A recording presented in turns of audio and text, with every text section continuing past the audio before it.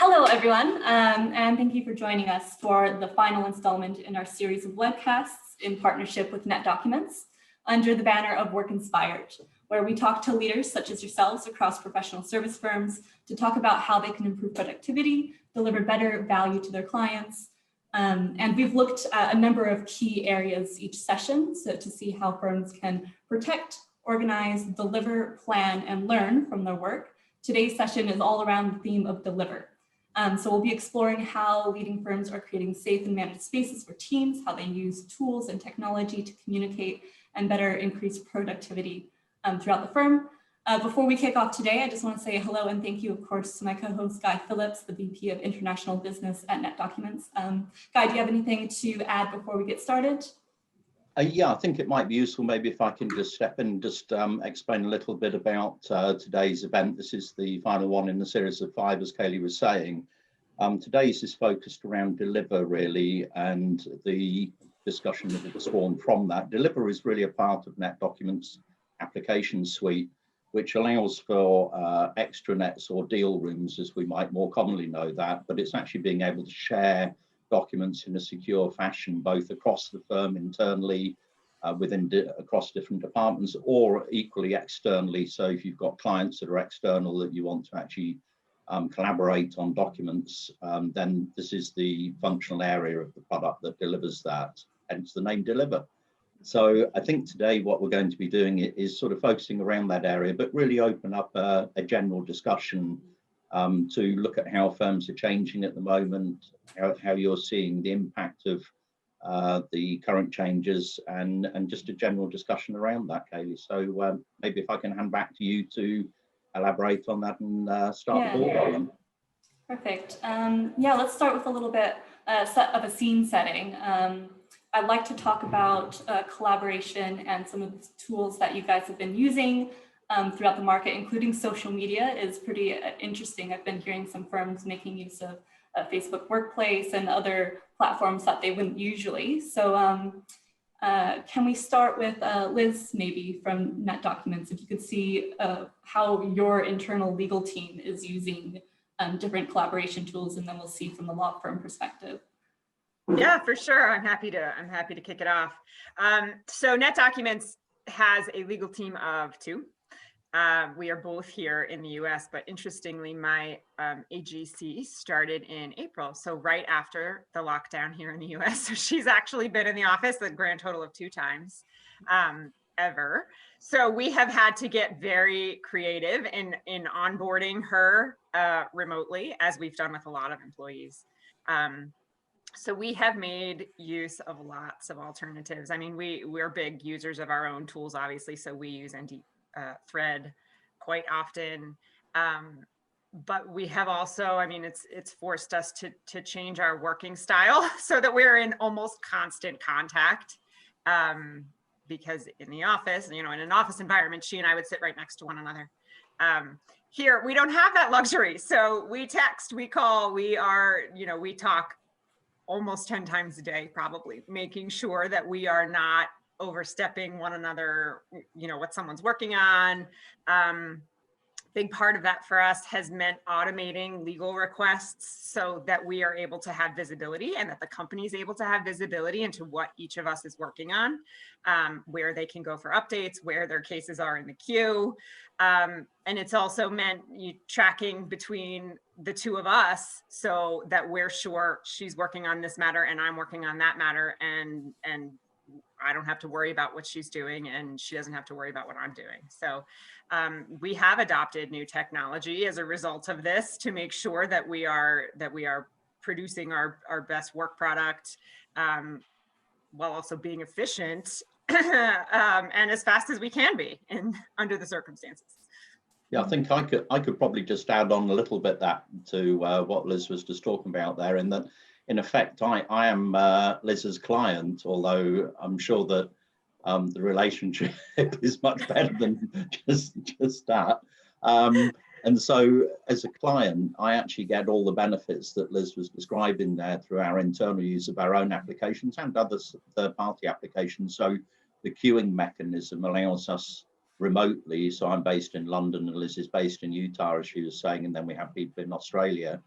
and all around the world, really. And so being able to just hop on at any time of the day or night and see where the particular discussion document is within a queue, whether that's a set of terms and conditions that we're reviewing, and being able to collaborate on that during my working hours, and then Liz picking it up during her working hours, possibly somebody in Australia then picking it up in a different set of working hours. So it just accommodates that. And I think with remote working, that's just really emphasized that that requirement to work unusual hours, because I think it'd be interesting to get some feedback from others on the call as to whether you're seeing different working patterns in terms of people working from home and therefore juggling their home life with their work life and finding that it's more balanced or less balanced, perhaps. Be interesting to get some thoughts. How about you answer that, Mabel, as IT director, you kind of oversee, I guess, some of that interconnectivity between actually allowing people to work from home and how you track on progress in that. Oh, sorry, you're on mute. There you go. Famous last words, those, aren't they?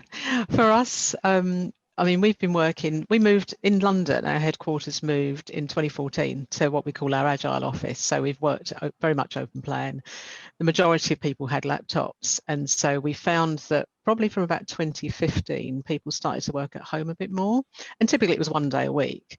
Some didn't, some prefer to be in the office, but a lot of people wanted that flexibility. Also, we've got in the UK, we've got offices in Manchester, we've got offices in Birmingham, we've got Belfast. And what we found was that a lot of the lawyers were working between offices. So they had teams that were split across different places. So they've often had to work either remotely, talking to people, using Skype for Business as our tool of choice. We'll be moving to Teams very soon, or actually visiting different offices. They were kind of used to that remote working. Obviously, the lockdown changed everything. And I think the biggest thing that I noticed was actually there were tools and things that we had in the office that all of a sudden they didn't have access to from home. And that was the biggest transition for them, was, oh my God, how are we going to live without a photocopier? How am I going to live without those sorts of, you know, the scanning facilities and that kind of thing. We've been using document management system for 20 years, so everything was centralized anyway. That bit was quite easy. And I think the other bit around, I think you talked about collaboration and communication. In the office, even though we've had Skype for years, we use Blue Jeans in our meeting rooms. People were very, very reluctant to go on video unless they were in a meeting room with groups of people.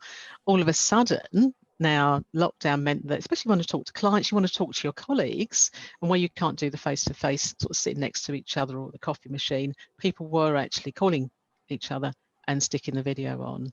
And so we've found that that's changed habits in my IT team, I know, and in some of the lawyers. We've actually got to know each other at a completely different level, because when you're talking to people in their home environment, their kids pop along, their pets pop along, it's kind of broken down some barriers. And actually everyone really, I think, pulled together a lot more. And even for the lawyers, people were picking up, there's people I used to see who sat in the same area as me, who I would never speak to on the phone. I wouldn't have to. But actually every now and again, someone would pick the phone up. And so I used to see you every day and say, good morning. And actually now I'm going to, you know, call you in this way, just so we can still have that connection. I think from the working aspect with the clients, because that's obviously the revenue generation piece, that was a big turnaround. We really had to, Skype is okay, but not great for stable video conference. So we pushed out our Blue Jeans tool across the whole of the office, and the lawyers went on track. We did lots of training for them, and actually now they're very comfortable picking up and organising their own video conferences with their clients. And actually, again, it's really important that they have that connection and they get that face-to-face time, because I think just doing it over a phone call isn't quite the same, not for this length of time anyway. So those are probably the biggest changes for us. Yeah. How about from your perspective, Kelly, at GSK, have you seen not only internally working with your own team, but also working with client firms? Have you seen I guess, different or unique tools being used, social media, video conferencing? Sure. Well, at GSK, we went to Facebook Workplace 2 years ago now, a little over 2 years ago. So we had that great mechanism for most of the company. There are some territories where Facebook Workplace isn't available. And that has been a great just joining of a company of people sharing. And we had also started prior to COVID, just a huge mental health campaign. So those kind of were in the background as COVID came. And then we were planning to roll out Teams. And so the Teams rollout was expedited because of COVID, and then it's allowed us to work remotely better together, and to also have updates through channels. So we don't always have to be on calls together. There is a little bit of, I think, screen time overload, and people have become conscious of that. So we try to, instead of having lots of meetings, have update channels and meetings through, visually through our Teams work. And then what we've been able to do is securely share our legal advice and continue to grow our legal brain through the collaboration spaces of NetDocs, and linking the privileged documents and the advice into those channels. So we're all communicating, we can see the updates, we can share with each other, but we don't have to be on the phone all the time or on the screen all the time. We really, I think, embraced the remote working. We had, a lot of us traveled quite a bit before, so we were used to not working in the office, and we also have an open floor plan. So it's I feel like in many ways the company had prepared us for it unknowingly for this change in all of our lives. Yeah. We have two people. And I have to apologize. Zoom is not allowed, so I'm disjointed here. Sorry about that. No, it's interesting to see how firms have been able to roll out different technologies. I was going to go back to Mabel real quick, if I could, just to see about the logistics around trying to roll out different tech platforms during this time. And so you say you were using Skype, and now we're going to move to the Teams. I'm wondering what you envision those challenges to be like, and lots of firms are already looking for a workaround. Many people are using Zoom at the moment. And if you don't allow your people to use them, they're going to find a way. So what does that look like in your world, trying to make that all happen? Is that for me? Sorry. Yeah. So interesting. So we've always been able to push out technology across the wire because we've got people in different locations anyway. So I think we managed to deploy the Blue Jeans app to everybody and update it on a frequent basis. I think the biggest thing around that was the training. So we were doing remote training sessions, but we had to make them short and snappy, just long enough. So 15, 20, maybe 30 minutes maximum. Segment it so people could join. They can give up 30 minutes of their time. They're happy to pop into a VC or a webinar, listen to what they've got to listen to and disappear. So that was fine. Teams, we've got a couple of big projects coming up that we're just completing procurements for, which will kick off in the new year. And if I wind back to, we had to do a big Windows update, and our target was to get it done by the end of October. And we ideally wanted everybody in the office to do it. So people started coming back 7th of September. So we kind of encouraged people and said, come in, 1 hour, it will be done. And of course, once the government said, actually, you shouldn't be traveling, people decided they're not coming to the office. We've done about 2/3. So we've had to push our target date out, and we're having to do it overnight with people, which is taking about 3 hours. So that has been a significant challenge. I have to say that the lawyers in our team, or in our firm rather, are very understanding. I think for 2 reasons. One is that they're getting tons of support. If they need it, they've got it. But the other thing is, surprisingly, they were very impressed and very surprised that actually once we went into lockdown, they could actually carry on working from home. A lot of people, even though they've had laptops for years, have never taken them home and have been very skeptical about whether this would actually work. And to be fair, I don't think the IT infrastructure in our firm is a challenge. The broadband might be, and we have no control over that. So actually, I think what's happened, people have got their confidence quite quickly. And I don't know about your organisations, but in the past, whenever something goes wrong, IT is always the thing you point the finger at, isn't it? I mean, it just is one of those things. The IT let us down. The IT, even if it didn't, it still let them down. no excuse now. Absolutely no excuse. Get on with it. It's working. We had a couple of issues at the start, but we resolved those very, very quickly. So I think what we're having to do as a firm is make sure the change management is right. We have to warm people up for any changes. And actually, if it's going to give them any downtime, I think back to the point I think someone mentioned earlier about people flexing their hours and changing their hours to deal with childcare and other things that are going on in their home life. We have to be mindful of that. And so the change management piece is actually, it's harder when people are remote, but actually it's probably even more important that we get that piece right with any changes. And we haven't stopped any projects in our firm yet. We haven't stopped any projects. We've got quite a roadmap of things that we're trying to either upgrade or deploy as new tools, which will give the lawyers extra things that they can do with their clients and improve efficiency, that type of thing. So we're working on that. We've just rolled out a system for, actually that was quite timely, to improve the request process from the lawyers to the PAs and the document production team. So we were building an automation tool, and that was deployed in September. And actually it's quite timely because they're all working remotely. They need it even more so now. So I think that operational efficiency piece is another area of focus now. And I think people are, I think it seems a little bit easier sometimes because they are remote to actually just get their attention on these sorts of things. Yeah. Kate, I'm wondering, we have two people from knowledge management here. What are you guys seeing in your sphere, not only from collaboration, make sure internally with your teams trying to get the right information to your lawyers as quickly as possible, but also on the technology side, are your lawyers able to access and review the information that they need in order to finish cases? Kate, why don't you start? Yeah, sure. So the last firm I was at, and I was there for 27 years, was CMS Cameron McKenna Nabarro Olswang, and I'm now with Collas Crill. So we're quite a small firm compared with what I'm used to, and a couple of big differences. One is the offshore nature of the work, and Cloud and 365 is not something that we can do because our clients don't want their data to be anywhere but offshore. So that's quite an issue. The experience of lockdown was actually really positive here. One of the things that I'd found quite difficult was the fact that we're a Citrix network. So it's thin clients. It's not what I'm used to at all.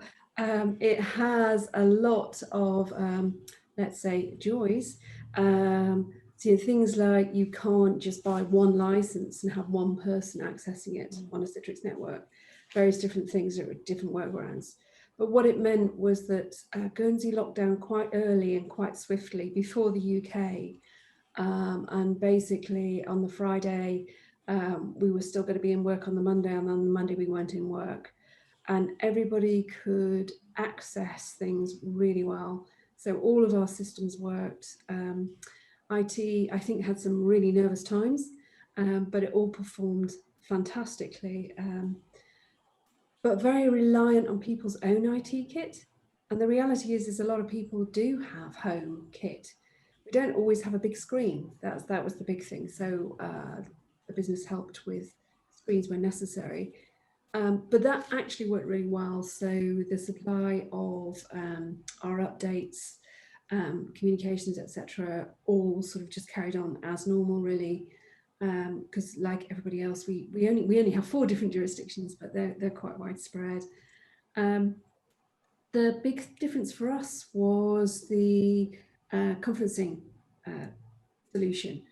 So I'd arrived ready from a Skype environment, open plans, Surface Pros, and I'd come to an organisation that used video conferencing and all sorts of different things like this, and it was quite hard. But luckily, we'd already begun that transformation to the much more agile, cheaper, quicker, and so it just hurried that along. But we are the classic organisation that actually we cannot use Zoom inside the Citrix network, so we have to come outside the network to use it. IT were fantastic. They very quickly sorted out a workaround for that. And ironically, when you're on your home kit, it's easy because you can come out of the Citrix platform and use the Zoom link, take the Zoom link and use it on your desktop. When you're back in the office, you haven't got your desktop, you're just on the Citrix platform. So it's like a catch-22. Anyway, they've come up with a solution now which is working. That was the biggest change for us. And like Mabel was saying, it's very much, you know, sort of beforehand, I was sort of saying, wow, you know, I have conversations with everybody, I want to see them. Let's have the video on. And everybody was going, no, not today, bad hair day. Whereas now everybody's really looking for it.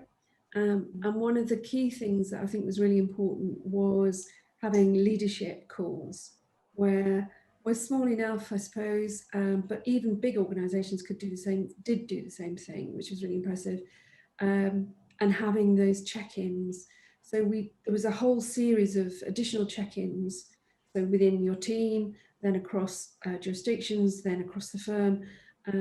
So that actually was so welcome that it's carried on, even though we've been back in the office since June. But some of our jurisdictions like Cayman hasn't been back in the office as long. So we have to be, and now Jersey is getting quite restricted. So we're carrying on with that communication. So that's one of the lovely takeaways from it. It's more communications on that side. In terms of just different sort of softwares and things, we are able to have HiQ now because they have an offshore cloud. But I can't have 365. My new knowledge platform is SharePoint on premise. It worked fine because it was on Citrix, so everybody still had access to that. We push everything out on that, trying to cut down emails. So we tried to cut out a whole layer of the emails. And luckily for me, I just brought that in, and I combined our intranet with a new knowledge system using SharePoint with integration from our DMS, which is I manage. Unfortunately for me, our back end is DM10. We were supposed to be running out the front end DM10 this summer, but that has had to be delayed. So that's going to happen next year. There's a whole lot of functionality that I'm looking forward to there. The only thing that I did cast around for, and we had to get additionally, was things like FreedCamp. So it's just like a project management freeware software, just for sort of working on projects. We were mid-flight with implementation of InTap for onboarding. We were mid-flight with a couple of other different projects. And FreeCamp was actually a really nice way of just being able to allocate tasks out. It was not invasive. It didn't have to be installed on any of our systems. So that was a nice thing on that side. And the other unexpected thing for me was you expect, if you worked in the UK or an international firm, you tend to expect that e-signature is fairly standard. What I hadn't bargained on was actually we had to go to the government of both Jersey and Guernsey to enable e-signature to be accepted. So we rolled out DocuSign really easily while in lockdown, but actually enabling and changing the legislation so that we can use DocuSign on more transactions is the time-consuming thing, and all of the law firms got together on that. So law society committees, etc., all sort of helping with that. And Jersey's still actually formulating their law around when and where they can be used. So a few unexpected things, a few surprising things, and a few difficulties that bigger firms just wouldn't have. Yeah, does any of that resonate with you, Lucia, at Reed Smith? Some of those challenges. Ironically, yes, and Reed Smith is a very big firm compared to Kate's firm, and obviously from my accent, I'm based in the UK, but I'm the Chief Knowledge Officer for the whole of Reed Smith, which is a US headquartered firm, and of course going after the other speakers, a lot of it is very similar, but just some things that that I picked up from what others were saying.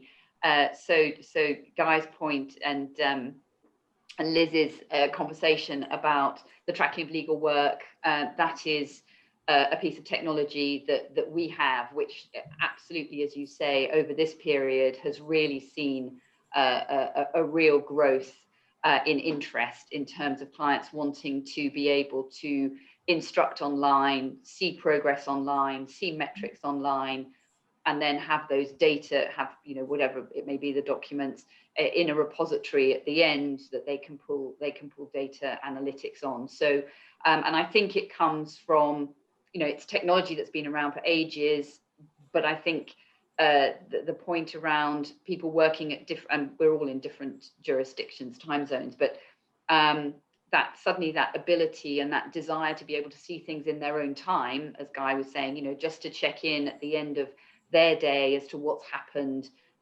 you know, on a transaction or on a series of transactions during the course of the day, without having to rely on picking up the phone, I think suddenly came to the fore in a strange way during this period. So we've seen a real uptick in clients' interest in those technologies. And what's really nice about it in terms of sort of collaboration and communication is that because people can go online, see where the transaction or the case or whatever it may be has got to, then rather than picking up the phone or sending an email around where's the latest draft, what did X, Y, and Z say, what were the comments, they can see all that, and then the communication that follows on is much more strategic. So it's not where is something, it's I've seen this and where do we go from here. So you know, there was a fear a while back when we started introducing these, where the partners would say, but you know, I want to communicate with my client, and by putting this online, you're taking away that opportunity for discussion. But actually, the reality is a discussion around where the latest draft is doesn't add value. Whereas, you know, being able to pick up the phone to talk about the transaction and the strategy is a really valuable conversation. So, in terms of client collaboration, we've definitely seen that. We also had the DocuSign. I mean, fortunately for us, it was fine. But that was something that we as a team had rolled out. It was there, but no one ever used it because they didn't need to. And then suddenly overnight, how am I going to get this document signed? You know, we had a week of education and bringing people up to speed so that, you know, they could execute their documents. So that was one of the most stressful moments, because, you know, people couldn't go. It was when we were locked down in a situation where no one could leave their homes, and, you know, there were lots of deals that were closing. So it was a great moment for us to be able to say we've got the solution. And then one of the interesting things around Zoom, and we had Skype, again, didn't work terribly well. We then we also had Blue Jeans, but we've upgraded to Zoom, and we now use that all the time. And people do get, you know, tired of the bad, having to avoid the bad hair day. But one of the pieces of technology that's been around for ages, and I used it with Skype, I've been using it for Skype for years, but people just weren't aware of, was screen sharing. It's so simple, but in terms of collaborating on a document, being able to see it and have somebody have control of the pen or the screen or the keyboard, you know, that's been a revelation for people in terms of collaborating on documents. And it, you know, you kind of think, I've been talking to you for years about this, but, you know, there comes a moment where these things suddenly have their moment in the sun. And so as we've been moving from technology to technology, that's always been that, you know, yeah, I'll use Zoom, but can I screen share? Because that's what I use it for. I don't want to see anybody anymore, but I want to be able to share my screen. And so, you know, that's been a lovely, easy thing to offer to people, because I think, you know, we've got a lot of these tools already, you know, in our back pocket, but we just have never needed to use them. So DocuSign's one, screen share is another. And two other things just we use Teams internally. We're about to roll it out externally as well, and that's made a huge difference in terms of people communicating and, you know, moving out of email. But one of the benefits, and this will resonate with Kate as a fellow knowledge manager, one of the things that we always struggled with when we were doing training or CLE internally was the ability to capture on video. You know, recording someone giving a presentation was always a nightmare because you had to have somebody with the camera and they had to follow the person around, and then you had to upload it somewhere. Of course, everything that we do now is recorded.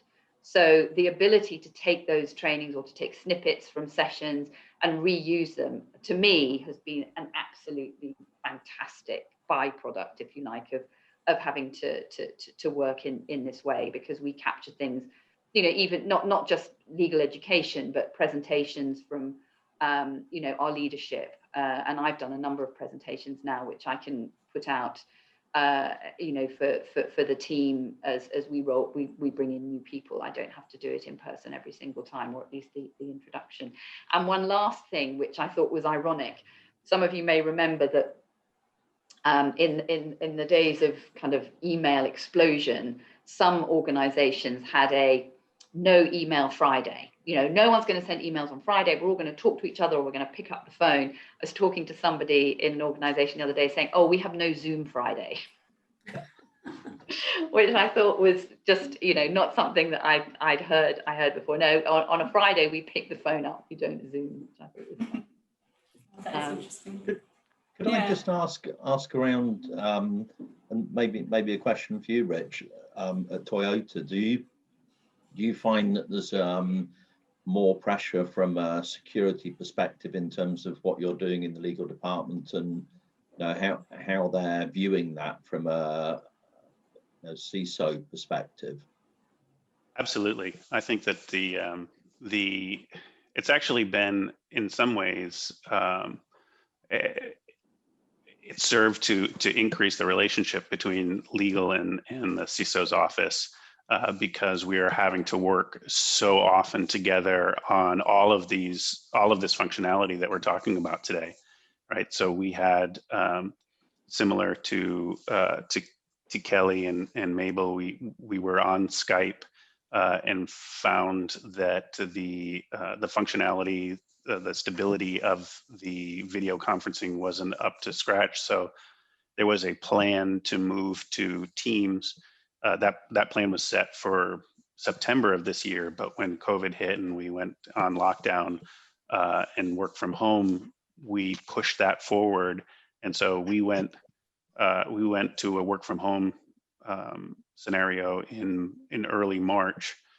By April, the entire organization had been migrated to Teams. So that kind of really pushed the security, the InfoSec team and the legal team to the table to start really working through all of this functionality. Are we going to allow editing of messages? Are we going to allow recording of Teams meetings? If so, how is that all going to work? We don't allow globally the ability to record meetings. It has to go through a request through IT in order to get that. And then there's additional functionality. So, you know, when you record in Teams, or up till just very recently, when you record in Teams, it was stored in Stream. And then what's the security and information handling and that we're going to put around recordings that are stored in Stream, Planner, Forms, Whiteboard? All of this new functionality suddenly had legal and eDiscovery implications, as well as information security implications. And so, you know, the questions around whether we should be on E3 licenses or E5 licenses from an M365 perspective, all of those questions bring us to the table and have really increased the level of the integration of the two departments. So yeah, I definitely think that there's been an increase in the conversation with InfoSec in the CISO's office. I'd be interested to hear from Kelly as well, because you are global eDiscovery and legal tech operations at GSK. Do you see some of what Richard has been saying at Toyota? You're seeing a more connectivity between, or I guess, more understanding that you need to keep an eye out for different risk and security around cyber? Yeah, I think actually we have been working with tech and partnering with tech very heavily since actually Facebook Workplace was brought in, because that brought a whole world of new risks and a new discovery of, hey, let's address these platforms when we bring them in instead of afterwards, and the security and the nuances for both automated retention and eDiscovery, preservation, extraction of the data. So we had already built these kind of partnerships within tech and legal, and when we went to working remotely, it came in handy to have that relationship, to be able to vet our virtual eDiscovery team for remote review and for other security challenges where you're going to have your partners working remotely as well, things that we hadn't necessarily vetted before, and we were able to come to agreements and update agreements much faster and have clearances. And then we also have actually the recordings are a big piece of it. When you can record the privacy considerations as well as the security considerations, and what types of meetings you can record are still very top of mind for us. I think the world has changed in many ways, and in our roles, we used to just be begging to get some attention from tech and the C-suite, and now we're getting a lot of attention and really just needing to build those partnerships even more and rely on each other and, actually start transforming together. I think there's been a lot of opportunities, and they've been accelerated by this period of time. Yeah. Does that resonate with you, Mabel? Have you been working more closely with your risk and compliance team as a result of pandemic? Yeah, I mean, to be fair, we've always worked very closely together. I think we had our first InfoSec officer back in 2009 who was part of IT. About 2011-12, we said actually they shouldn't be part of IT, they need to go to risk and compliance. So we started to build that relationship. We had a new one join us about 4 years ago, and since then they work incredibly closely with IT, and they do obviously a lot of the policies and security by design. They've been training up the IT people to ensure that they think how they think about certain aspects which they wouldn't have been bothered about previously. And now we've got a kind of process, if you like, that if someone comes to me saying I want to buy a new tool, or can you just install that, we actually get InfoSec involved at that time. So we got processes we go through to do certain assessments of the supplier, the product. A lot of the stuff now is SaaS based, so understanding where the data is being stored and who's got access to it and all those sorts of controls, which actually we're quite happy to pass to the InfoSec risk and compliance team, because we just make sure that actually you make sure it does what it needs to do and it's where you want it to be, and then we'll make sure if you say yes, then actually we just go ahead with implementation or controls. There's been an awful lot of education of everyone in the firm, not just the lawyers, over the last few years, and that continues. I'm really, really pleased actually that the approach now, if someone comes to us for something, they come before they've signed on the dotted line rather than after they've signed on the dotted line. You could say, we've just bought this. Can you do something with it? We're like, no. So they're now learning, and there's a better understanding. Well, it used to be seen as a blocker, that you're always saying no, and you put in this, and we put in multi-factor authentication, whatever, all these things we put in. How dare you do this to us? But now we did, we replaced our multi-factor authentication tool this time last year, actually, which was very well received. And actually, being that everyone's working at home, they have to use it a lot more because they're not on the corporate network, and the timing was absolutely perfect for that. So it's really nice. And the other thing is, I think from a security perspective, a lot of the stuff we do in the office actually resonates with how they manage their stuff at home. Everyone's working online, their children are working online, people have concerns. So actually some people are kind of using us to help them in their personal life as well. So I think the conversations are much, much easier than they were before.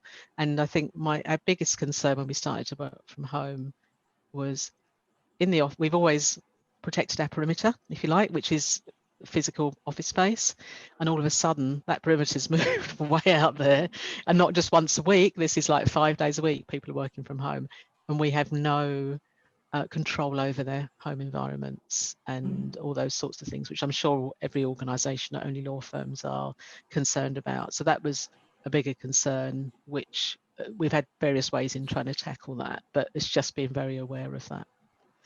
Interesting Mabel, time. has that introduced other areas for you to look at consolidation of products, and rather than having multiple different products integrated to one another, to actually try and find products that actually have those core functional areas as part of that product, so that you don't have to have the CISO aspect to all the different products, but actually rationalizing the number of products that you're using? Yeah, that's our ideal. But what we're finding is that different departments, so real estate, for example, come up with a tool that helps them manage their transactions that no way have anything to do with corporate. So we're still getting what I would call almost a point solution being procured for individual areas of the business. And I can't see that changing. I'd love to stick with one or two products, but unfortunately that doesn't seem to be the way it's going. And the other thing is that the companies, the vendors, are marketing to the lawyers. They're not coming through IT. They're actually marketing, you need this for your business. And of course, oh, come see this. We need this for our business. Do you really? So we're getting, and we've had that, everyone must experience that. We've had that a lot over the last few years. And you do spend a lot of time analysing just to understand whether or not it is something that's going to make a difference to their practice. But my ideal would be, as few products as possible. But that doesn't seem to work in legal somehow. I'd be interested, Liz, just to see your perspective on some of the risk and compliance aspect that we've been talking about. As being someone in a smaller legal team, how do you, on one hand, manage your own risk in-house, but also then manage the risk of dealing with the externals? Yeah, it's a good question. Carefully, I will say, and it's happily for us, legal and compliance and InfoSec and IT security have always been kind of halves of the same coin here at NetDocuments, given our business. But I will say that the pandemic and the lockdown and the move to remote working came at an interesting time in terms of how companies are reassessing our data handling practices, right? So CCPA rolled out the first of last year, and a lot of companies here in the US were still in the process of coming up with compliance policies for that. And all of a sudden everything's remote and data is everywhere, and this isn't what we planned for. So we happily, like Mabel, we are getting across to people that before you sign on the line for anything, we need to know what it is. We need to know how it's going to work. We need to know how it's going to work with the technologies that we have. We're pretty deliberate here with our change management at NetDocuments because we do have a platform for that. So we were in a happily advantageous position in terms of remote work. So then when we go to add something onto NetDocuments, we want to make sure that it really works with our processes, which is often easier in a small company like ours. We have pretty direct access to the stakeholders. So it's a lot easier for us to get changes across and say, okay, well, today is the line in the sand and you're going to stop using this process and you're going to move to this technology, and this is going to be our ticketing system moving forward. So easy in a lot of ways and hard in a lot of ways, because we don't have some of the manpower, so to speak, that larger teams do, where they can be, where they can focus on multiple things at a time. Sometimes we get taxed in terms of, we're a team of 2. InfoSec here is a team of 5, but our priorities, we don't often have enough people to make it all happen at once, or at the speed it should, which is of course something everybody struggles with, but that's one of our challenges here. I think that moves us nicely onto the last area I'd like to talk about is productivity and how firms are managing work allocation and sometimes reduced staff on furlough and the new and perhaps redundancies that have been made. In terms of how you monitor, track, and better enable staff to be as productive as they can be, I'm wondering, Lucy, if you could start from your perspective at Reed Smith, how are you managing your team's productivity and therefore your lawyers? So I'll talk about my team first, and then move on to the lawyers. I mean, I think we have been busier than ever. I think the reliance on the knowledge team and the library over this period of time, where people have been shifting their working behaviours, you know, they've needed a lot of support, and my team has been at the forefront of that. So I haven't had to worry about productivity. I think one of the points that we talked about earlier, though, was you know, people needing to work at different times. And I have a number of people in my team who have young children, and, you know, very early on, you know, if it was two working parents working at home and having to split homeschooling arrangements, you know, we very quickly, you know, talked through with them what was in the realms of the possible. And, you know, I had people, and all the kids in the UK are back at school now, so it's not such an issue. But at the time, one of my team members didn't work in the afternoon, so he would work in the morning, and then he would swap his child caring shift with his wife at lunchtime. Then he would look after the children in the afternoon, and then he would work in the evening. And that you know, that was absolutely fine. And of course, you know, when people are busy and there's a lot of demand on their time, I'm sure he worked more hours than he would in a normal day. You know, these weren't normal circumstances. So I think it was around, you know, having those conversations and working out what worked for people. And some people said, you know, I just can't work full time anymore. You know, this just is not working for me. So it was about just having very frank discussions about what was going to work for people over this period. And, you know, people, I'm delighted to say, were very committed to supporting the business and supporting our clients. So I didn't have an issue around productivity per se. I had an issue with how we managed people's time when they had other commitments. In terms of our legal teams, I think one of the big challenges for us has been bringing people into the business who haven't met anybody.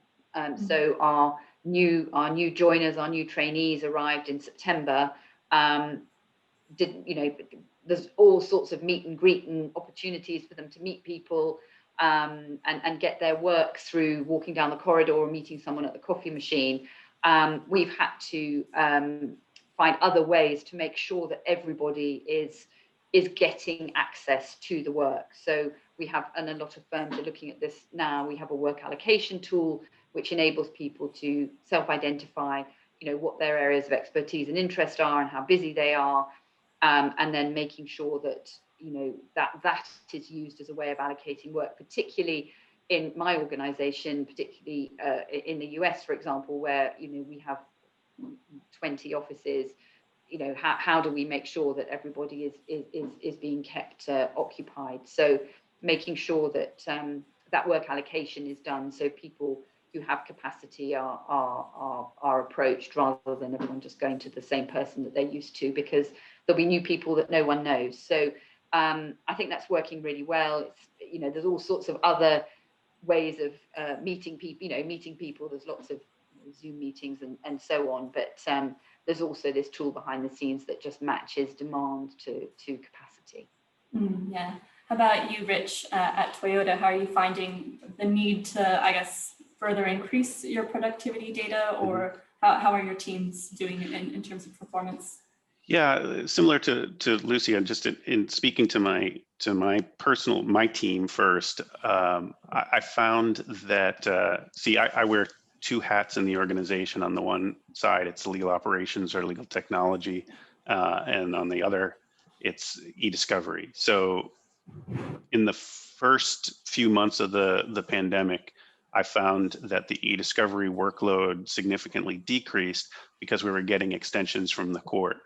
So I didn't have a lot going on in the litigation space, but my technology workload just quadrupled, right? So, you know, the whole Teams rollout and trying to make sure that attorneys were able to work remotely, and you know, all of that fell on my shoulders. So that workload was pretty intense, and I had to shift my team into focusing on that side of the fence. But then after, it kind of worked out pretty perfectly, really, as we got the technology stack figured out and made sure we were doing things the way we wanted to, then those extensions that we got from the court started coming due, as well as everything that had already been planned for July, August, September. We're not getting extensions. So suddenly we had double the workload in the eDiscovery space. So the litigation workload easily doubled. And we found ourselves really, really busy in that space. So it was really just keeping an eye on the ball and seeing where the workload was increasing and plugging those gaps. So it's been a trying. We're going on 8 months now in terms of workload. I certainly didn't get any additional help during that time, but I count myself lucky that I did not have to deal with furloughs or layoffs. So I certainly am thankful for Toyota and for the team that I have that were able to handle it. From the larger legal department perspective, I think that it was more of the same, right? The leadership was just keeping track of where the needs were and addressing that productivity. Going back to one of the earlier statements, we were talking about how your day plays out in the pandemic as compared to what it was previously. I had a pretty standard 8:30 to 5:30 schedule in the office, and really did a pretty good job of managing boundaries after that, right? Occasionally when there was a big project, I would have to work from home, but mostly I could focus my time to the time in the office. Now working from home, I find that the peaks and valleys of my day have sort of flattened a little bit and spread out. So I can sit down and have lunch with my kids when they're on a break from their schoolwork. I can take a walk during the day in the park, but I end up working till 7, 8, 9 p.m. at night.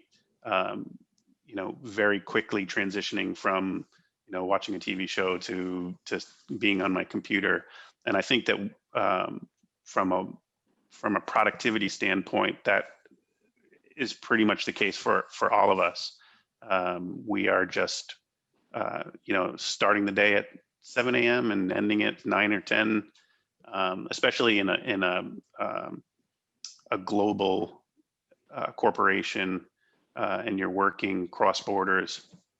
It used to be that I would do my work during the day, and then I'd have to wait to hear from Japan because they would respond overnight, and then I'd pick back up the next day, and that was how our workflow happened.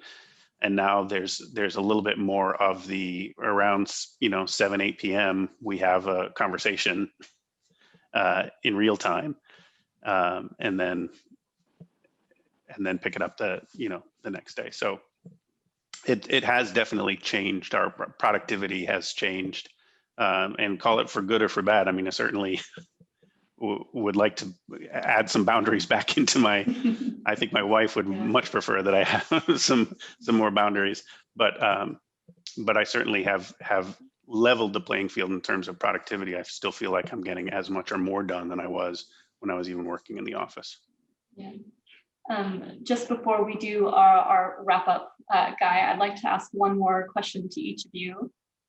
Looking at the next few months ahead and what's the new normal, maybe reintroducing new boundaries might be one of those on the list. I'm just wondering what your priorities are for each of your firms or your team. It could be as big or as small, from auditing technology and security practices to just making sure your people are mentally happy and stable and can work from home going forward. Why don't we start with Kelly? I think my largest focus is really on the people in legal and tech that we're all working with. I think as we transition to thinking about going back into the office and to thinking about going back to a more normal way of working, quote unquote normal, it's going to be a change for everyone, and we're going to have to keep the conversations open and realize, that we've been through this together and we need to move forward together and really set, I think, doable objectives together on what can we accomplish over the next couple of years, what did we learn about technology and how we want to use it, and how we can better focus on high value work and not do the low value anymore, so we can have that work-life balance. Beautiful. Let's go Kate next. Hi there. Yeah, so I mean, I agree with everything that's been said, really. I think one of the things that we've particularly found is that the communication side has been pushed down to more of the team level. So managing within that sort of like the smaller sub team of the team, the workload, etc., because we haven't got the lovely tools that Lucy's got, particularly for the sort of the Vienna management. But going forwards, the big things for us. So there's been a massive takeoff in client portals. So you were talking earlier about that, the client visibility, where you've got multiple parties involved with a lot of cross-jurisdictional things. Our design of sort of almost like a matter management type portal where they can see exactly where each matter's got to. Those have just taken off massively. So we're increasing those. Document automation, so that focusing on being more profitable is actually been quite realised. We did have some reductions in staff, and I think that's focused the minds a lot. And people. So we Guernsey came back to the office in June, but spend is cut to the bone, and by now it's sort of getting a little bit difficult to motivate people. Cayman, BVI, they've had different experiences of lockdown, not lockdown. Jersey's just going back into, so we've just had to plan out single office occupancy, so we still have modular offices, that sort of thing. The effect on people is quite wearing. So Guernsey, as an example, has been great because we've had a fantastic summer and much as normal, apart from off-island travel. So you just haven't seen family or anybody for sort of 12 months. Other jurisdictions have been hit sort of differently for that, and it is the pressure, the strain on people that is very much focusing our minds on how to keep people motivated, productive, etc. As we all head into sort of a second wave, really, of lockdown. So a mixture of rollout of technical products and people. Great. Mabel, how about you next? Yeah, well, as I said, we've had a couple of big procurements from the IT side, which we're just doing some supply selection, which should be kicking off in January. I think obviously the uncertainty about where we're going to be is a problem. We started going back into the office from June, and a lot of the business service people going in, lawyers, I think less so, partners were, but the lawyers and trainees seem to be less visible. I think in September we started to get a few hundred people back in the office, and we just got that buzz back when they said, actually, you shouldn't be coming to the office, stay at home. So I know there's people in my team who go in once or twice a week and need to go in once or twice a week. They need the change of scenery. And I think that in this last few days has been my big concern, the noises I'm hearing about what happens when Thursday comes, and people who didn't want to come to the office and now saying, I'm going to come in next week. And I just say, if you feel safe and you feel okay about it, then that's your choice. But that causes me concern because people are now saying, is it going to be a month? It's going to be longer. And I think it's just seriously playing with people's minds.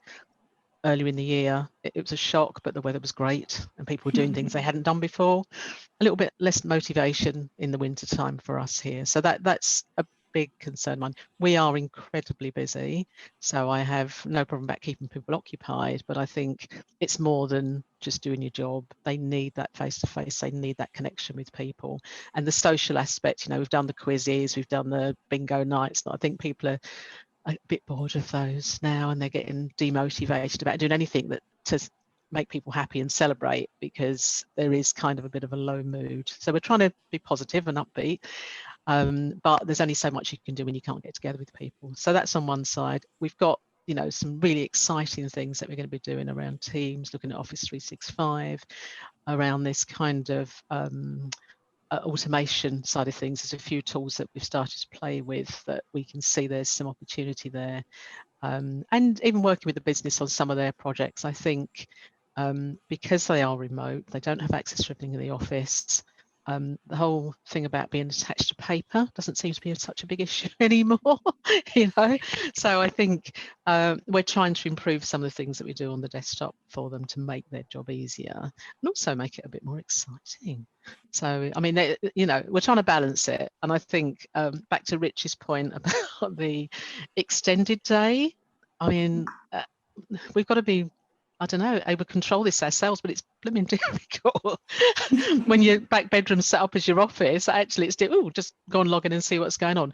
But we hopefully, you know, by the end of the year, we can look back, and I'm very optimistic. I don't think it's going to be true, but it'd be nice if we can start the new year with a clean sweep and start to build ourselves back to whatever the new normal looks like. Great. Rich, what about you, from you? Yeah, this is budget time for us. So, you know, planning for the next fiscal year, there were a number of fairly large legal department projects that were shelved this past year as we issued a pencils down to make, you know, try to manage budgets. So we're right now in the process of making our proposals for the next fiscal year, and depending on what gets approved, there could be some very large projects spinning up in probably around January as we, you know, restart RFPs and start working with IT to plan for those projects. So right now it's really it's a waiting game. I'm excited about the possibilities of what's coming next, but I don't know what's coming next. So yeah, I'm just kind of waiting to see what gets approved from a budgetary standpoint. And in the meantime, you know, it's kind of a theme that I've heard. It's really just trying to keep people engaged and motivated. I do actually try to come up with ideas for, you know, all right, we're going to have a Teams meeting on Thursday morning. I want everybody to, you know, grab a coffee. We're all going on screen.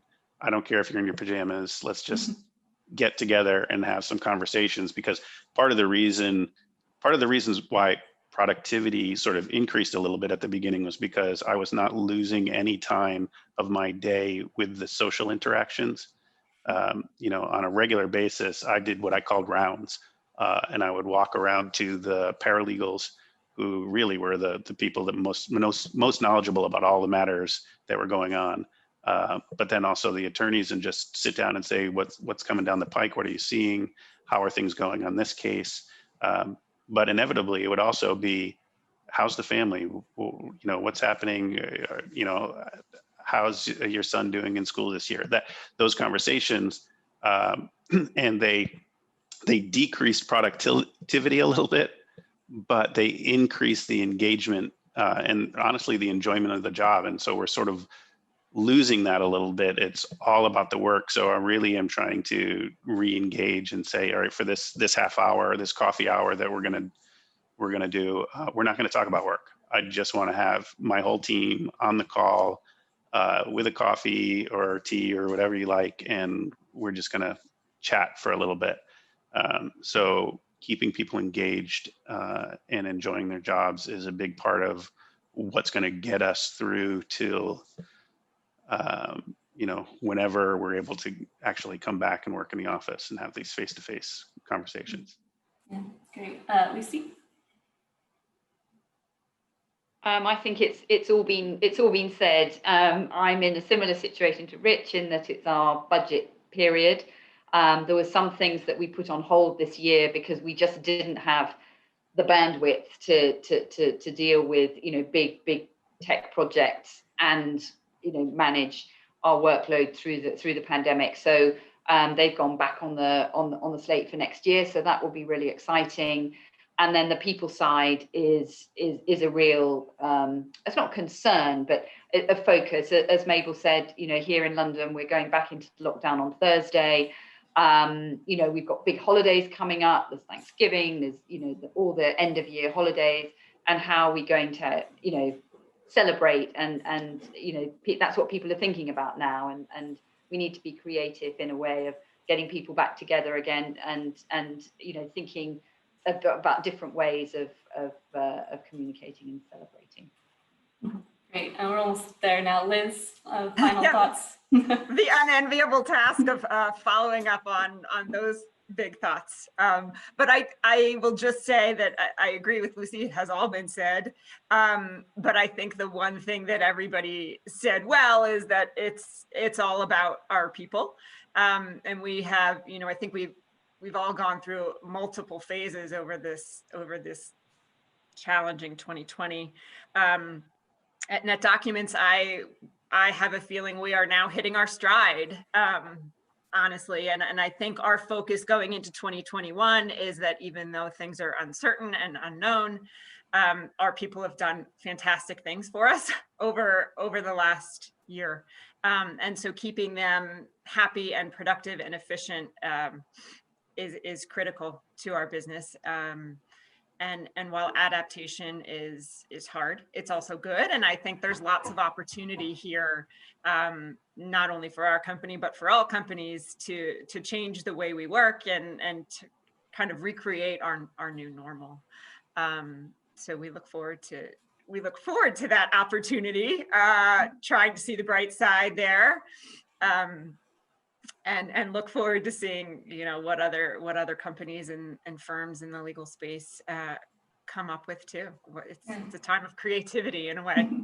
Yeah, great. Well, thank you all so much, Guy. I think that was really good conversation. We've just to remind you all, this was the last in a series that we've been doing with NetDocuments. So thank you very much for being a part of it. Guy, we've covered so much over the last few months across these webcasts. If you would do me the honors and give us a slight summary of some of those themes and your key takeaways before we sure. Yeah, it certainly has been a very interesting couple of months with the series of 5 of these events with probably 25 to 30 people involved in during that period of time, senior leaders in law firms and also the in-house legal teams around the world and literally around the world, because we've had people representing from the US, from Asia Pacific and the EMEA region contributing towards all of this. But there have been some very interesting themes that have come out during this time, not least of which I think that towards the end of this particular one, there was a very big emphasis around the cultural side of things and the change in working habits, and Richard's comments there about the perhaps longer working days, more productivity or different balance of the working day has been, internally, we actually monitor all our data centers around the world, and we've seen that firsthand, that the performance and use of the systems over the course of the day has become more extended in each of the geographic regions, but equally it's more balanced. Those peaks and troughs have dropped out of the working day, and we're seeing a much more balanced view, but we're also seeing somewhere in the region of about a 20% increase in the number of documents that are being stored into the system, worked upon. So there is definitely productivity increases. And I think a lot of that alludes back to what Richard was saying and others about less interruptions in the workplace, but also potentially longer working hours. And maybe there's a balance there that needs to come together.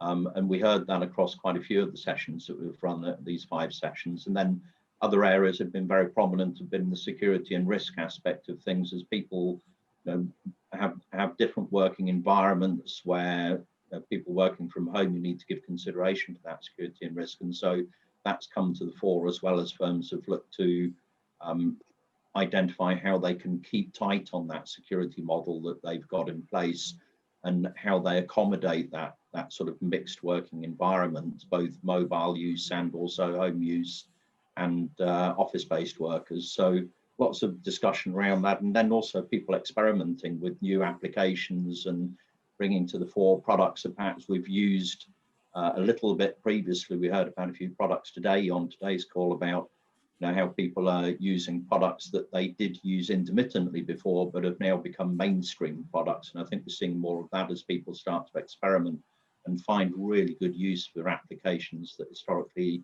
haven't been very widely used. And then probably perhaps the biggest one that's come out over the 5 events that we've run has been around collaboration. And I think that's partly a symptom of the change in working environments that we find ourselves in, but it's also the progression of all of our businesses anyway, and that collaboration is a key component, whether that's internally within the organization or whether it's external with clients and partner organizations. And so finding tools that can accommodate that, but at the same time, the security aspect of it. And we've seen all of that over the last couple of months. So these events to me have been really, really insightful, and I can only thank everybody for participating in them. And it's fantastic that you've all managed to spare the time today, and all of the people that have been on the previous event. So really big thank you from NetDocuments for your participation and sharing your insights into how things are changing and how you see things moving forward. So really big thank you from NetDocuments. And if anybody needs, has the desire to do so, then all of these are recordings, so they'll be made available so that you can view the other ones and see how our discussion today compared with some of the other discussions that have happened over the last couple of months. So thank you from me. Thank you so much, guys. Have a lovely day. Great, thank you. Thank you, everyone. Bye. Thanks, everybody.